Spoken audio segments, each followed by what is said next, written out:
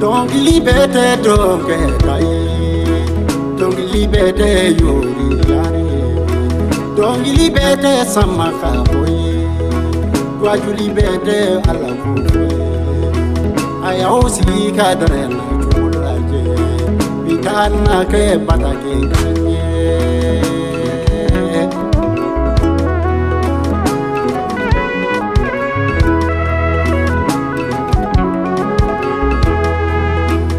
en 1923 Nisigi makeno ya sanye Yoro makeno ya fe Sigi yoro makeno ya fe Si yoro makeno ya fe Baloko makeno ya fe Bale maubana mogo chamana Sigi nyo bana mogo chamana Sababu Yesu kuye Bitana ke patake kanye Nilu jolo buyanata Kari usraga modeti yake abarikala ye Masaba Nesa kebe balunga de ufufafu Kera jonde uere fasola Lumina Yada bosi ya somarala Kaki borudu mafo dogono dugula Kata fo bobo dugula Fugata se minga dugula Ka Yesu kofo palie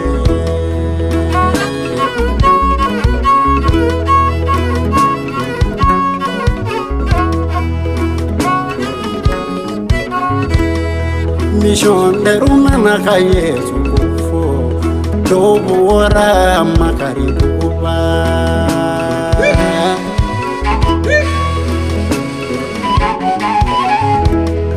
Mission de runa le ka Yesu kofo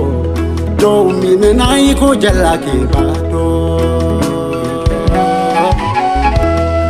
Mission de runa le ka Yesu kofo Do fagarai kujigi tanuno Nibe sababu kerabi kanoya Wabudana ya filebi amolo Ade unfu fafu kera jonde unye ayere fazula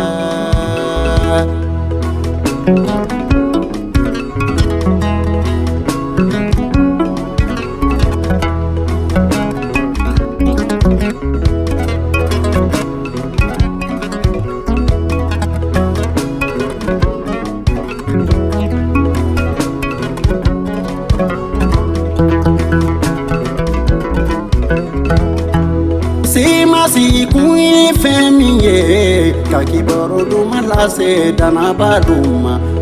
nga au yake sakadenge ni mi filila tagama chula au bo kengadi sagadungwaruma ayu irana minu senu mado egileze nato senu maotamabolo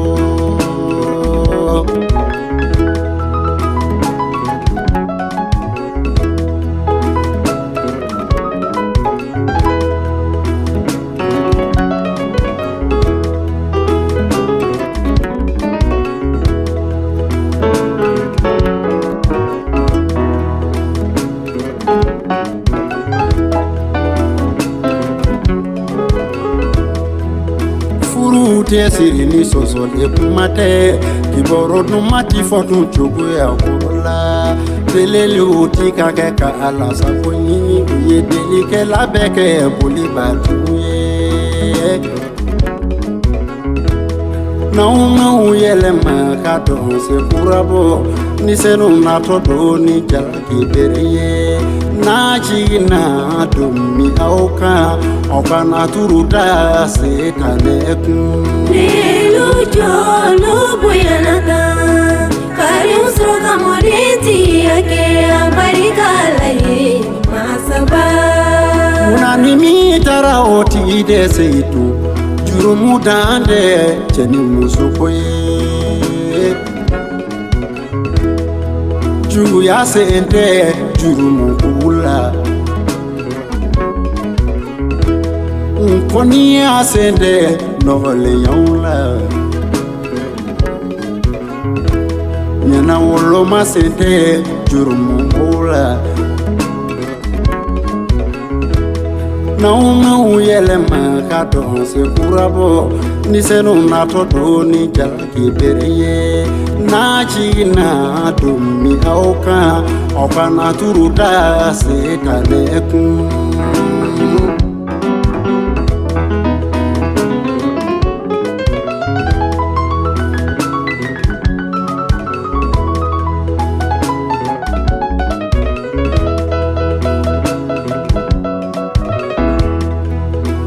Munna u bi ɲɔgɔn juguya ma ye fɔlɔ kiraw la munna u bi ɲɔgɔn kɔniya ma ye fɔlɔ cidenw na ne bɛna min fɔ aw ye o filɛ aw dɔw ko ne ye Pɔli ta ye dɔw ko ne ye Apolosi ta ye dɔw fana ko ne ye Piyɛri ta ye dɔw wɛrɛw ko ne ye Kirisa ta ye Kirisa tilalen don aw ni ɲɔgɔn cɛ wa Pɔli gɛngɛnna a jirila aw ye wa aw batisera Pɔli de tɔgɔ la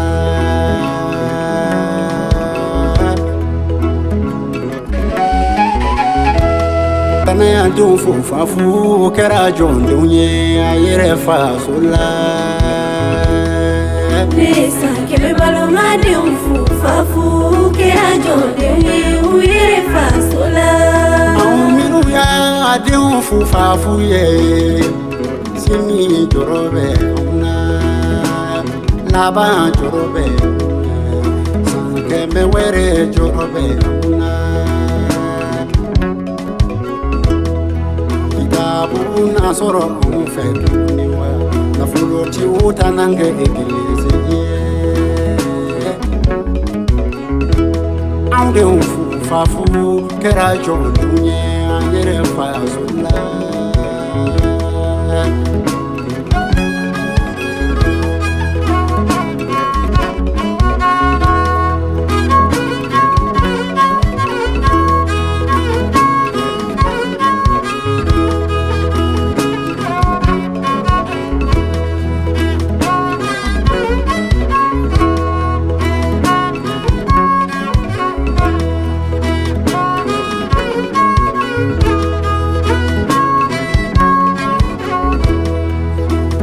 na ye missionnaire su kunu u caman na fɔ ko Musa kun dɔn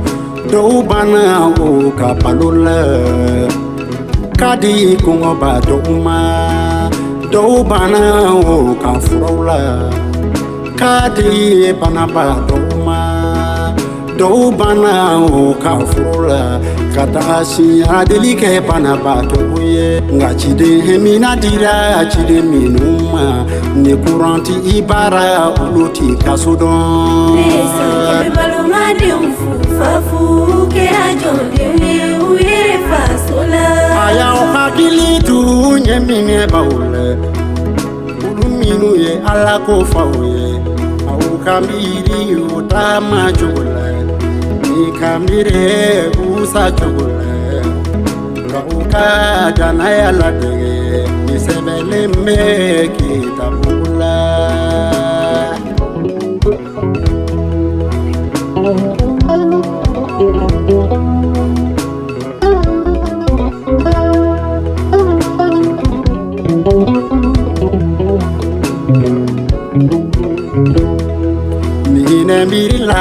yemine baula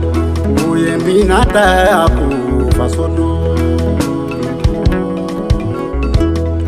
marka keita uchala asegere masaye kuro damasa kulu balle tumendo rusu Joseph Ojara sanakwe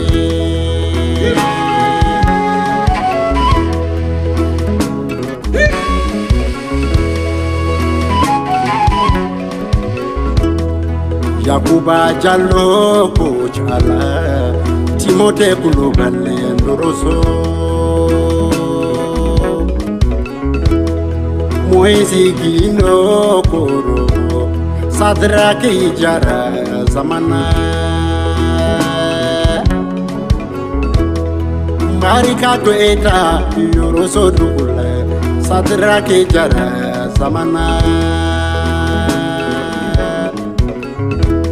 Nunu yeminata kata Kiboro tuma minata kata Aparika la ye Asabe Aparika la ye Asabe Lilu jolu buyanata Kari usraga modeti yake Aparika la ye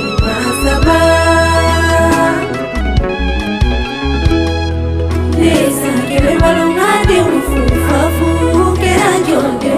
uyere fasola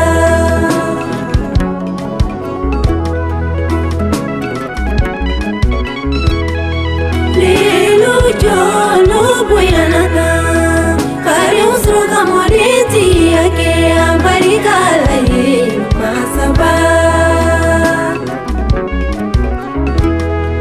Lesa kele balunga de ufufafu